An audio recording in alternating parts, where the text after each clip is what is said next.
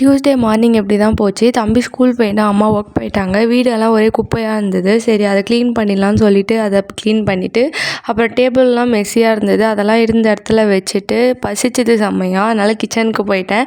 தோசை மாவுலாம் இருந்துச்சு, இருந்தாலும் தோசையே தான் எப்பவும் சாப்பிட்ற மாதிரி ஒரு ஃபீலு. சரி ஏதாவது ட்ரை பண்ணலான்னு சொல்லிட்டு கிச்சனுக்கு போயிட்டேன். நார்மல் டேஸில் கிச்சன் போகிறனோ இல்லையோ, வீட்டில் தனியாக இருக்கிறப்போ கிச்சன்லேயே தான் குடியிருப்பேன். அது ஏன்னு தெரில, தனியாக இருக்கும் போது எதாவது டிஃப்ரெண்ட்டாக ட்ரை பண்ணணும்னு தோணும். உங்களுக்கும் அப்படி தோணுச்சுன்னா கமெண்ட்ஸில் சொல்லுங்கள். இன்றைக்கி நான் என்ன டிஷ் செய்ய போகிறேன்னா, வீடியோ பார்க்கும்போதே தெரிஞ்சிருக்கும், கொத்து சப்பாத்தி தான் செய்ய போகிறேன்.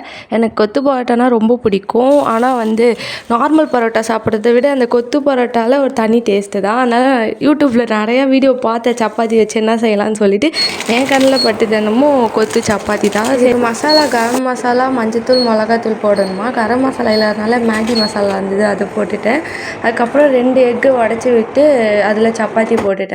ஏன் அப்படி உடனே போட்டேன்னா, அப்போ தான் சாஃப்டாக இருக்கும். இல்லைனா எனக்கு ஹார்டாக இருந்தால் பிடிக்காது, சாஃப்டாக இருந்தால் பிடிக்கும். அப்புறம் வீடியோ பிடிச்சதுன்னா சப்ஸ்கிரைப் பண்ணிக்கோங்க. பாய்.